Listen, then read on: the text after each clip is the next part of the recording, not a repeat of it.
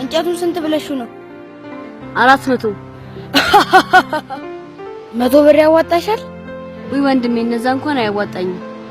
ቁጭ ብለሽ ትያለሽ እንጂ ማንንም አይገዛሽ። በጣም እኮ ድካም ስላለው ነው። ባይሆን 100 ብር አስተያየት ላድርግልክ። የሚያዋጣሽ ከሆነ ያዥና እንዲህ ካልሆነ ቻው። ባሮቼን ቤት ከምገባ እንደ ነገሩ ሸጬልኝ ና በቃ ውሰደውና።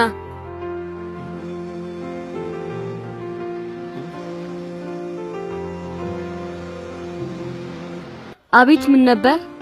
እንጨቱን መግዛት ፈልገን ነበር። ገዝቷል እኮ እኔ። አንተ ሳትሆን እሷ መልስ ትስጥ። እንደገዙት ንገሪያቸው። ወይ ወንድሞቼ በጣም ይቅርታ፣ ከናንተ በፊት እሱ ሲያወራኝ ነበር። በስንት ልትሸጪለት? 100 ብር።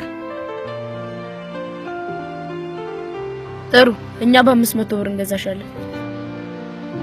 አንተ ያማል እንዴ? 100 ብር ልገዛው ተስማምቻለሁ እኮ። የሚያመማ አንተ ነህ። አንድ ሴት ይሄን እንጨት እዚህ ለማምጣት ዳገት ወጣ ቁልቁለት ወርዳ ብዙ ድካም አይታ፣ ስለዚህ ድካማቸውን ያገናዘበው ዋጋ ነው መስጠት ያለብን። የሰውን ዋጋ ታሳነስ። ሌላ ነገር እንኳን ማድረግ ባንችል በዚህ እንኳን እንደግፋቸው። በእውነት በጣም ይቅርታ። የእናንተ ንግግር ብዙ ነገር አስተምሮኛል። አመሰግናለሁ።